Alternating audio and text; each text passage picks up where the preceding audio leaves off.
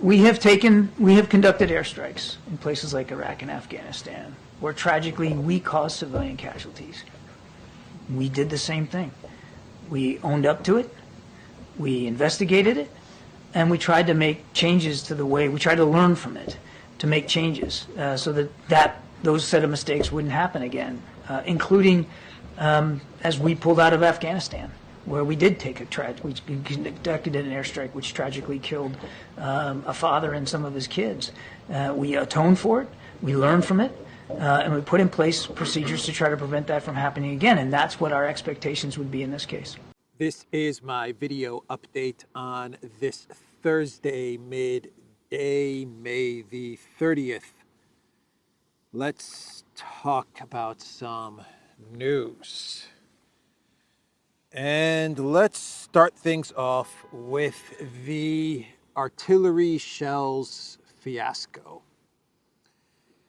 This is President Pavel of the Czech Republic's plan to get all of the NATO member states to put money into a fund, into a pot, where this money was then going to be used to go out into the world and purchase 800,000 artillery shells and then get those artillery shells to Ukraine. And this idea was floated out by Pavel in February of 2024. And this artillery shells idea from Pavel has turned into a complete fiasco. They haven't gotten anywhere near to the 800,000 artillery shells. I believe the total number of artillery shells that have been procured is around 300,000, and according to the Financial Times, almost half of the shells purchased for Kiev on the Czech initiative in Africa and Asia turned out to be of poor quality or with flaws and cannot be delivered on time without modification. So not only did the collective West pay a crap load for these artillery shells, because that's just the way the market works, but according to the Financial Times, these shells that they have purchased on the open markets, the black markets, these shells are useless. They're faulty and flawed and of poor quality. Who could have seen this coming? We did at the Duran. We did a video on this, specifically saying at the time, maybe like a month ago or 2 months ago, at the time of the video recording, we said that this plan from Pavel is going to be a disaster because these shells are going to be very expensive as the sellers of these weapons awaited the European Union to come to them and to purchase a product that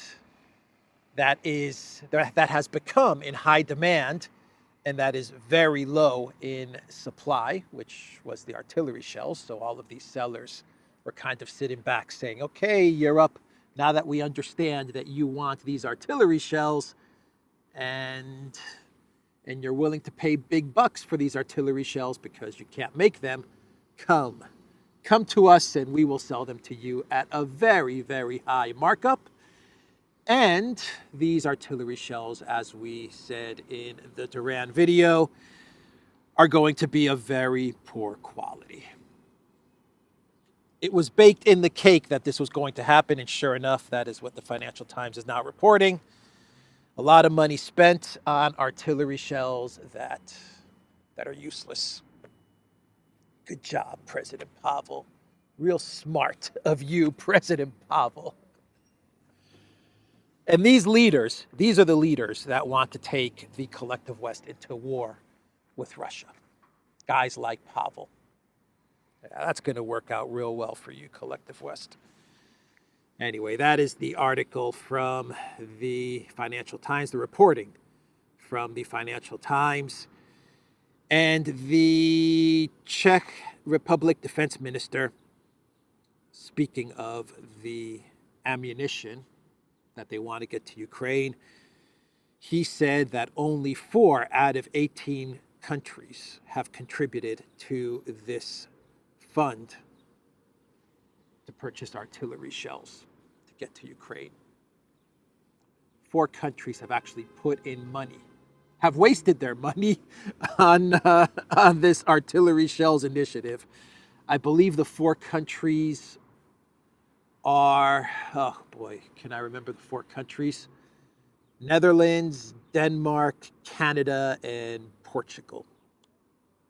I imagine 5 countries with the Czech Republic. Or don't tell me the Czech Republic has not put in money into the fund, which is their idea. They must have contributed money.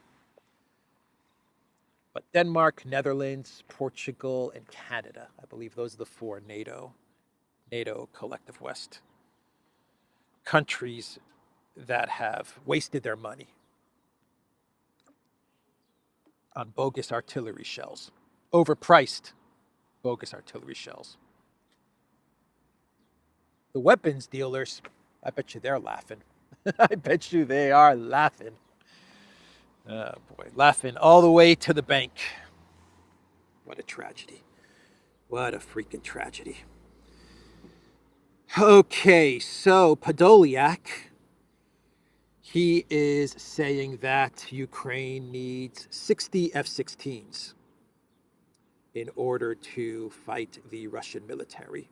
Ukraine needs 60 F-16s to counter Russia's absolute advantage on the battlefield, according to Podolyak. Podolyak. Zelensky's BFF, close confidant, Mikhail Podolyak.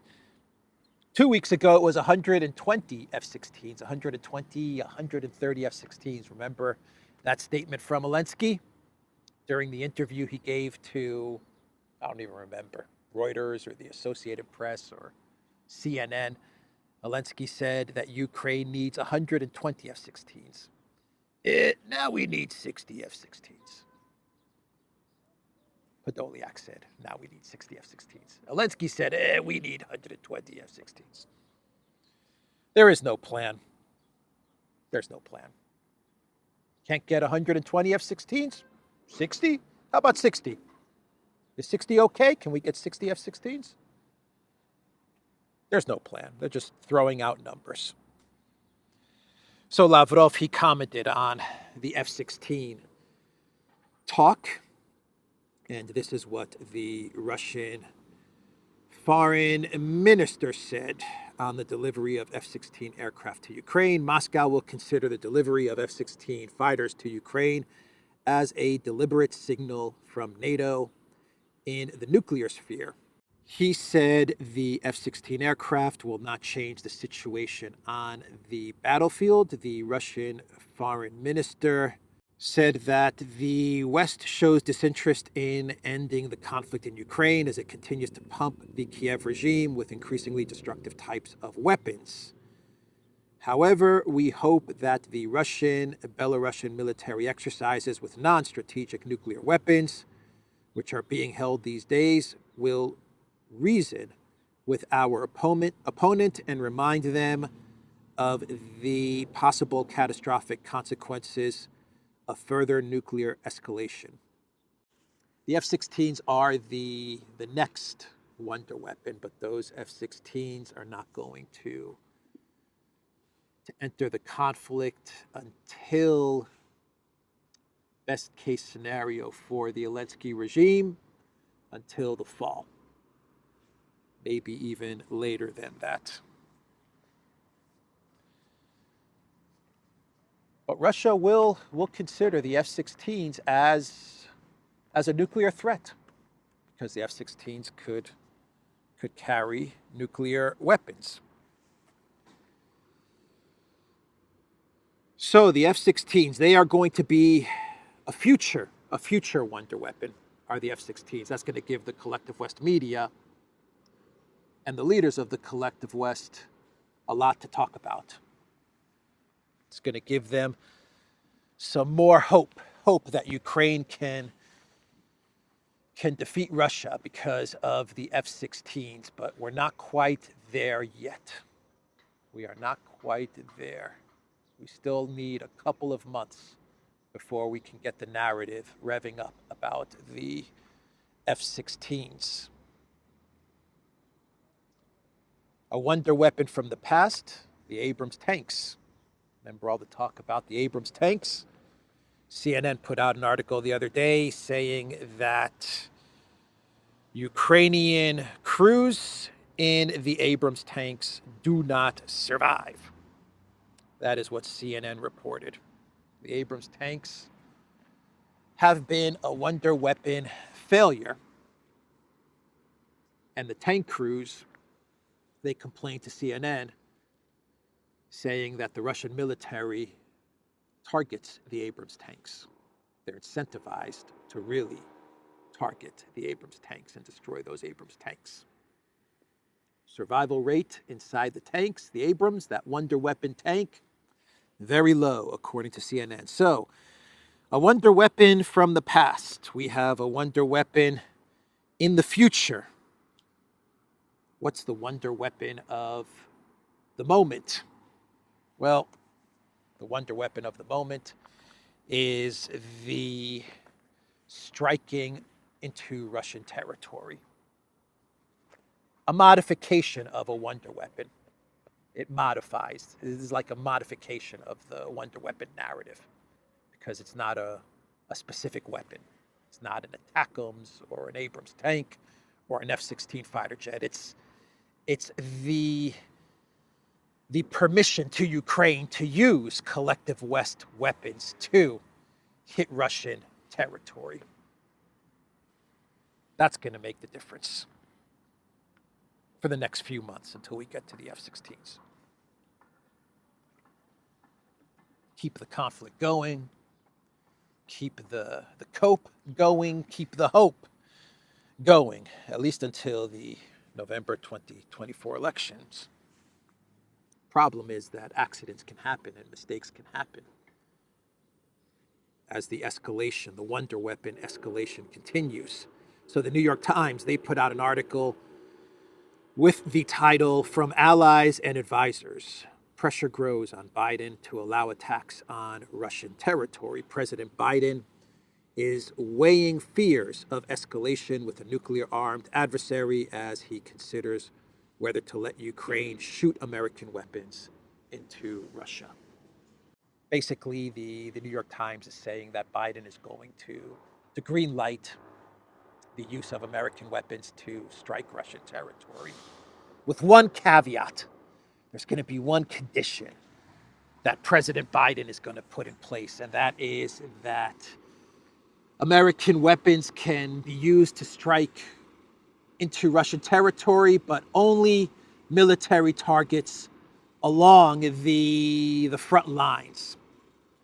Remember that map that Texas Congressman McCall was showing the other day, which had all of these Russian military targets, but they were along the border with Ukraine, not right up on the border, not like Belgorod, right up on the border, but a couple of 100 kilometers inside of Russia, but along the perimeter of Ukraine. Well, that's going to be the areas that Biden is going to give permission to Ukraine to use American weapons to hit.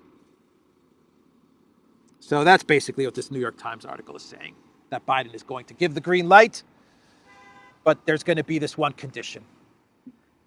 Basically, don't use our weapons to go very deep into Moscow, like trying to go very deep into Russia, like trying to hit Moscow. That's basically what this article is saying. It's a load of bollocks. I always say a bunch of bullocks. It's a load of bullocks. People have been telling me that that's the correct way to use the bullocks terms. So that's the article from the New York Times.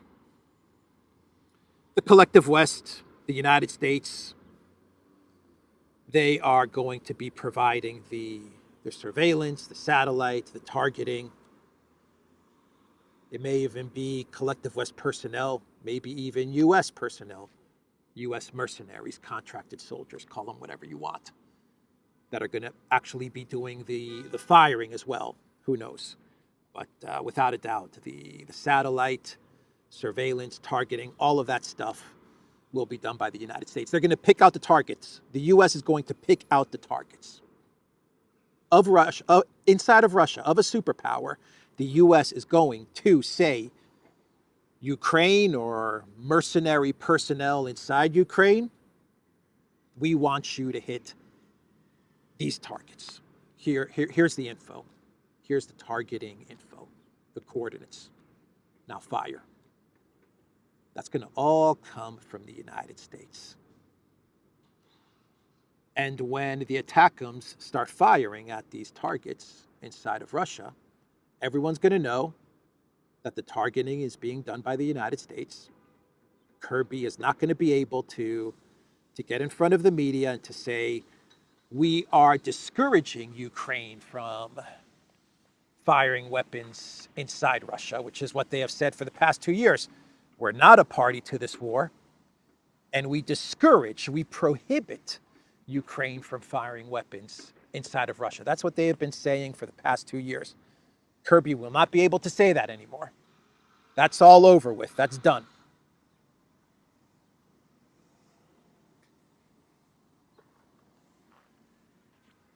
So Russia's going to have to respond, right?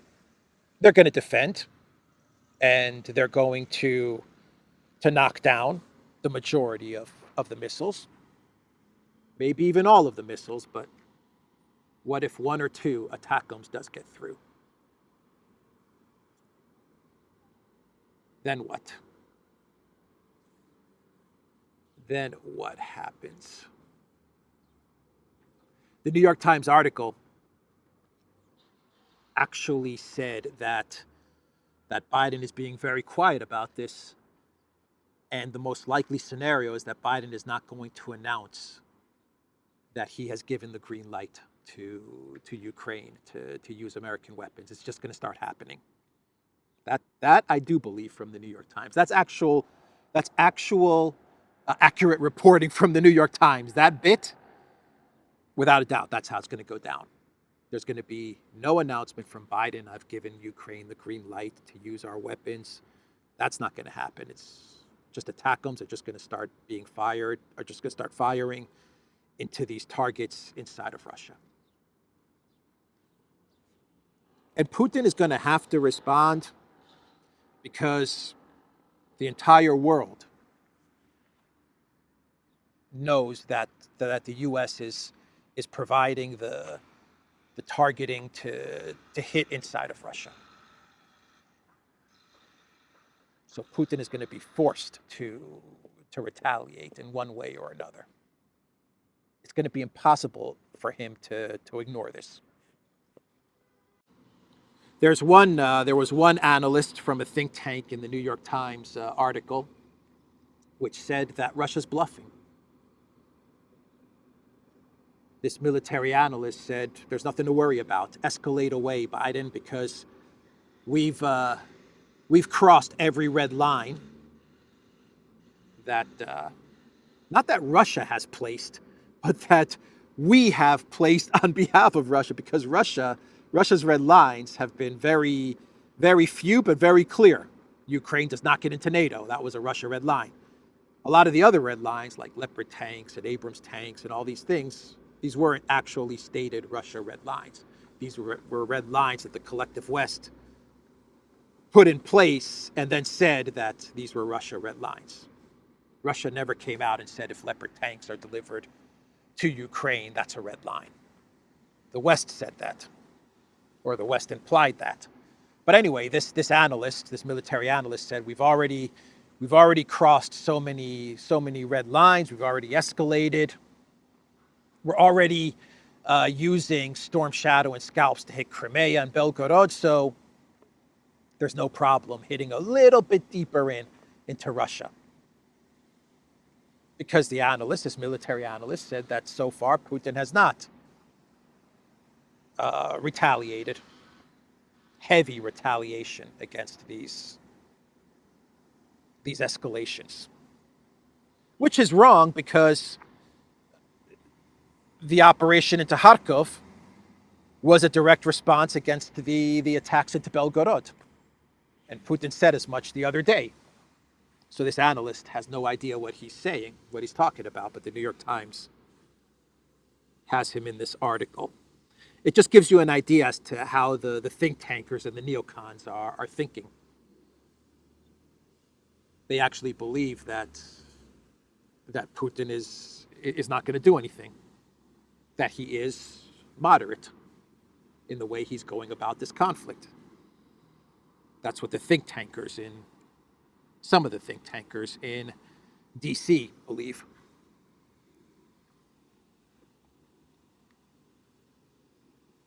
So how will Putin respond?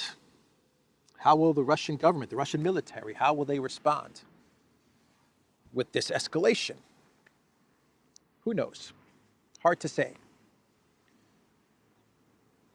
If I had to take a guess, and it's just a guess, I would say that the first thing Russia is going to do, this is just a guess, or two things that Russia could do right away, is they could hit bridges in Ukraine, which they haven't done, and they could knock out the electric grid, which is very close to collapse. A couple of more punches, a couple of more hits at the electric grid, and it's over. My guess, I think what Russia will do at first is they will focus on Ukraine. I guess that's what I'm trying to say. I don't believe that they'll hit military targets, say in Romania or Poland yet. I imagine the first thing that Russia's going to do is to try to contain this within Ukraine. And to say, okay, you're launching ATACMS from inside Ukraine territory. Yes, it's U.S. targeting. Yes, it's U.S. satellite. Yes, it's U.S. surveillance. We know the U.S. is behind all of this. We openly now know that the U.S. is behind all of this, and they're attacking Russia. But we'll try to confine this within the battlefield of Ukraine. And I would imagine, if I could just take a guess, that two things Russia could do right away is to go after the bridges and to knock out the electric grid, completely knock out the electric grid. Yes, it's going to cause a lot of civilian suffering and hardship, but that's something Russia can do right away. We'll see. We will see when the time comes. So what are the countries that have given Ukraine permission to strike Russian territory so far with their weapons? The UK, Canada, Latvia, Lithuania, Netherlands, Poland, Finland, France, Czech Republic, Sweden, Estonia, United States coming soon, and Germany coming soon. Politico put out this article, Berlin tiptoes towards allowing Ukraine to hit Russia with German weapons. That's another thing that's going on here. I think a sub-narrative to the U.S. giving permission to Ukraine to use ATACMS to hit Russia is putting pressure on Germany to hand over Taurus missiles so that the Taurus missiles can be used to hit Russia. What's Olaf Scholz is counter so far? What has he been saying to the collective West with regards to the Taurus missiles? We can't give Taurus missiles to Ukraine because everyone knows that the Taurus missiles are going to have to be operated by the German military. That has been what Olaf Scholz has been saying. That's his excuse for not giving Taurus missiles to Ukraine. Well, once the U.S. gives permission for ATACMS to be used to hit Russian territory, everyone knows that the U.S. is going to be operating those missiles. So Germany can no longer say, Olaf Scholz can no longer come out and be worried about German military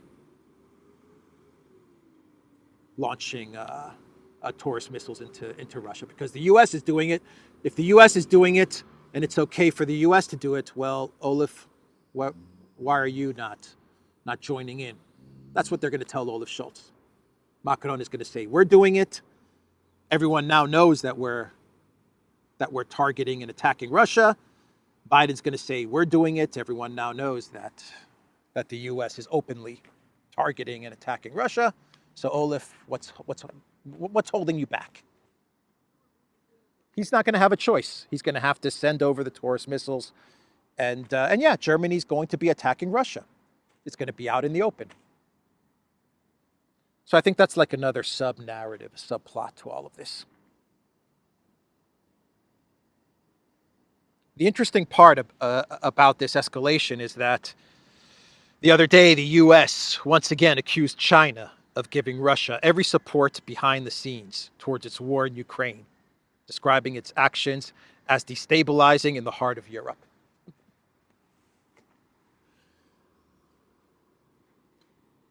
While the collective West is now going to openly attack Russia, the collective West is going to attack inside of Russia.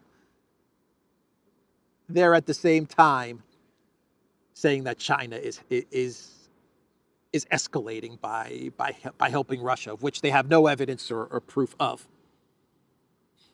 That China is working behind the scenes. Unbelievable, huh?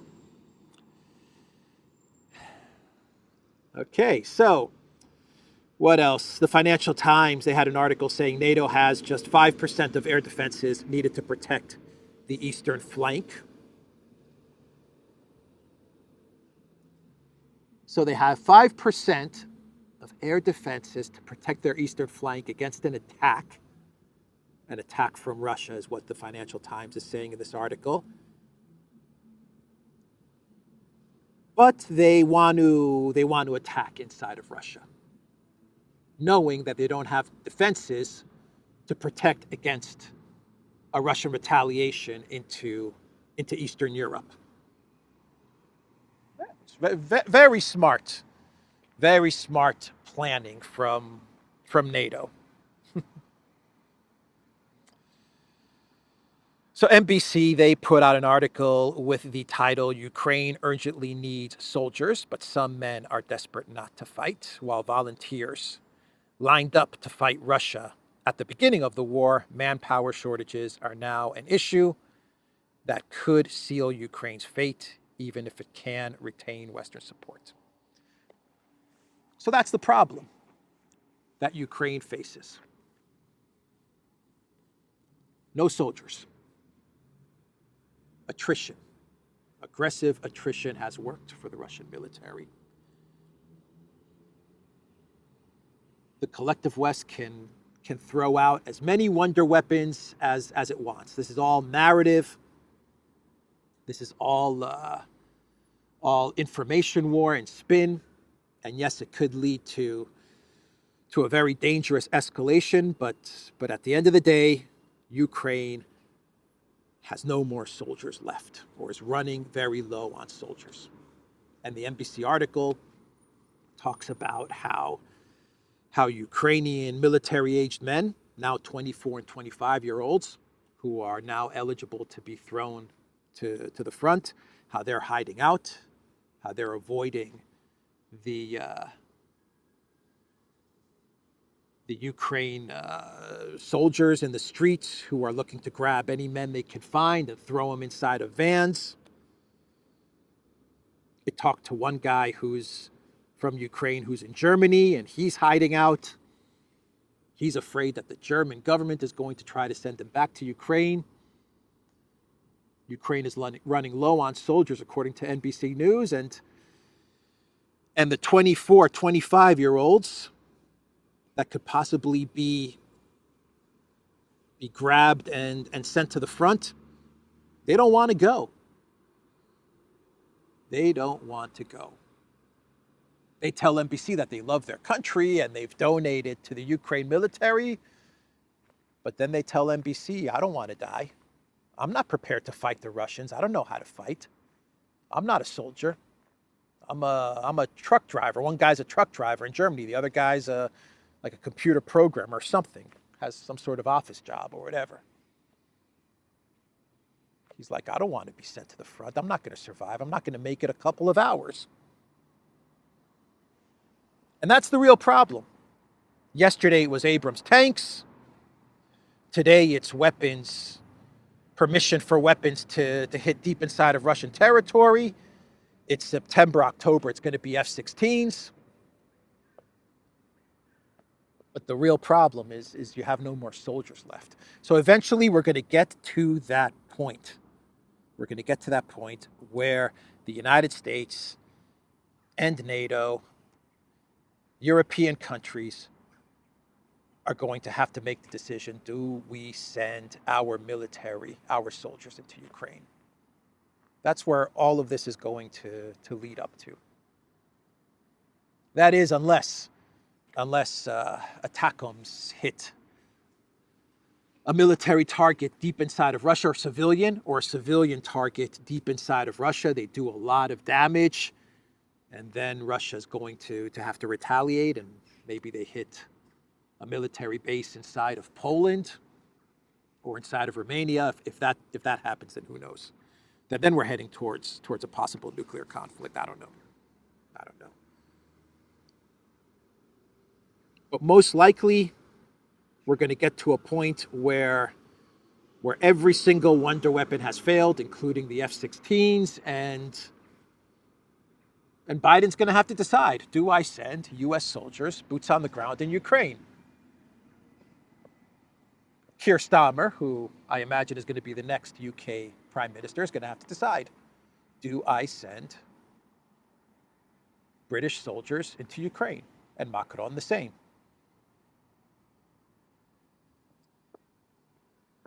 The Telegraph put out an article with 3 titles yesterday. The first title was Ukraine Knows It's Finished. That was the actual title. Then they changed that title. Very quickly, they changed the title to Ukraine Now Knows That It Has Just months left to survive. And then they changed the title to Without Western Armaments, Ukraine May Only Have Months Left. The first article was saying the truth. But then I imagine the newsroom at the Telegraph was probably like, what are you guys posting? Take it down, quick, take it down. We can't take it down. It's already online. There's already screenshots that have been made. It's already been shared on social media. Crap, what do? We can't run with the title, Ukraine Knows It Is Finished. I imagine the MI6 and Grant Shapps was probably calling the Telegraph saying, what are you guys posting? You can't tell the truth. We still have billions and billions of pounds to suck out of the UK taxpayer and hand over to the military-industrial complex. What are you guys doing? We can't tell the truth to the British people. And the Telegraph was probably like, quick, change the title. Probably some guy typing away on his laptop. What should I change it to, Mr. Editor? What should I change it to? How about Ukraine Now Knows That It Has Just Months Left to Survive? Months left? What are you talking about? Ukraine has just months left to survive. Change that title. How about Without Western Armaments, Ukraine may only have months left. May only have months left instead of just months left. And instead of Ukraine, change it to Without Western Armaments. Okay, that'll do. Quick, post it. Can you imagine the panic that was going on at the Telegraph the minute the article with the title Ukraine Knows It Is Finished was published? Can you imagine the panic that took hold in the entire UK establishment? with the exception of probably George Galloway, who was probably like, told you guys, been telling you guys for the past 2 years, Ukraine is losing. I bet you everyone else in the UK Parliament, in the UK establishment, the deep state, the intel agencies, the offices of the Telegraph, I bet you they were freaking out, pooping in their pants, big time. Oh, man. What else should we talk about here?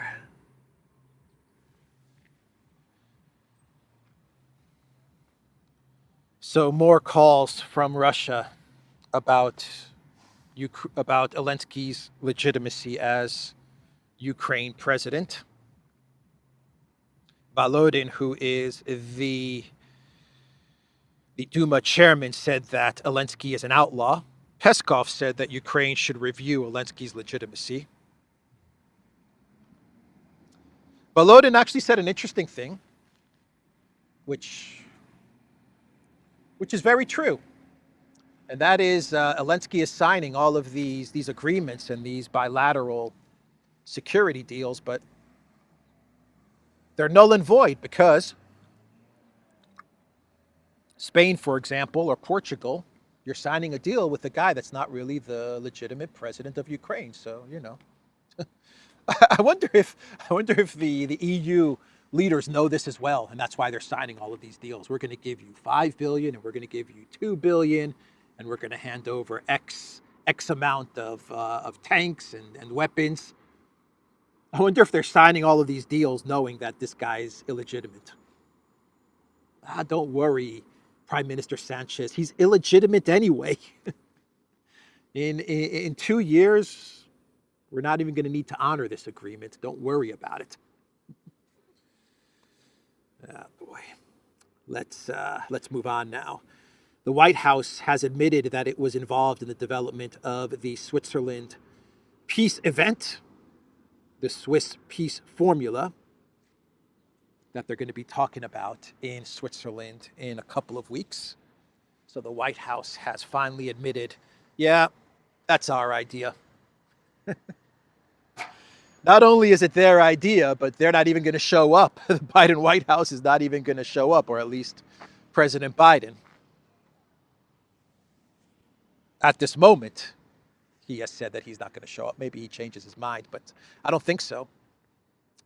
You can't have Biden flying to Switzerland and then flying back to the United States and then have a debate with Trump.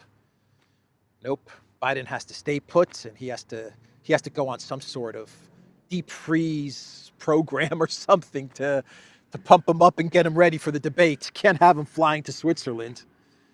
But yeah, the entire Swiss peace formula event, that was the Biden White House's idea. I would say Sullivan or Blinken, or Sullivan and Blinken. I bet you they're the wonder kids, the wonder boys that came up with the whole Swiss peace formula idea. They actually thought it was going to work. Silly, absolutely silly. Let's do a clown world and we'll wrap up this video. And let's talk about Ursula van der Nuts. She was giving a speech where she said that the EU has to now pre-bunk information.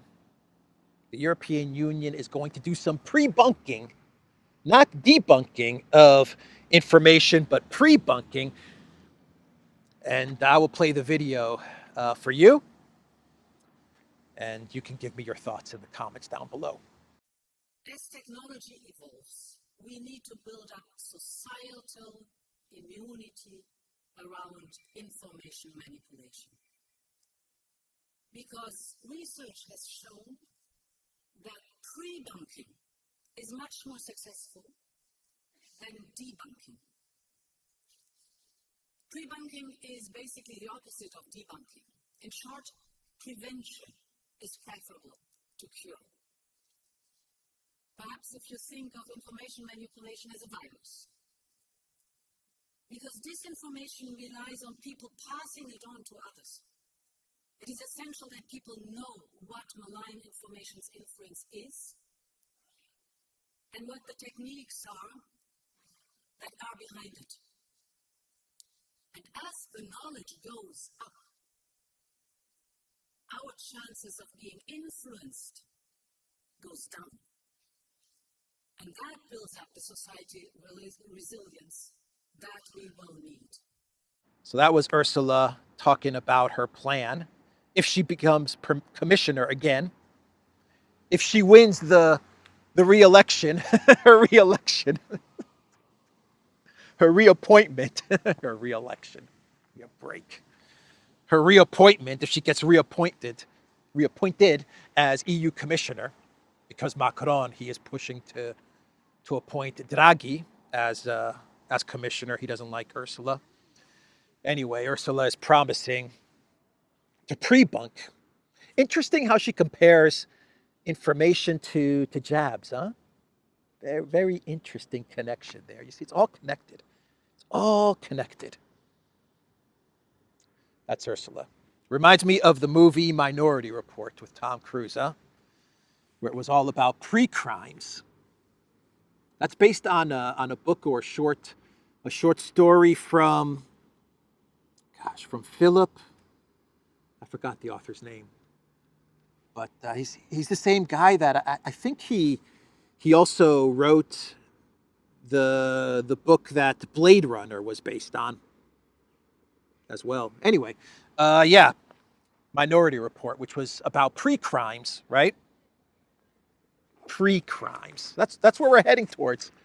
You start with pre-bunking. You started with debunking. Now you're moving to pre-bunking. And soon you're going to move to pre-crimes. Oh, boy. The EU said that they're going to start to regulate Telegram as well, according to Bloomberg. They said that Telegram is getting too big and is going to have to be regulated by the European Union. And finally, the Trump hush money, Stormy Daniels case. What is going on there? What kind of clown world is the U.S. justice system? And the U.S. lectures the rest of the world on law and human rights and all of these things when their justice system is just a complete mess. From Zero Hedge, this is insanity. Judge in Trump case issues unbelievable jury instructions. From Jonathan Turley, Merchan, the judge just delivered the coup de grace instruction. He said that there is no need to agree on what occurred.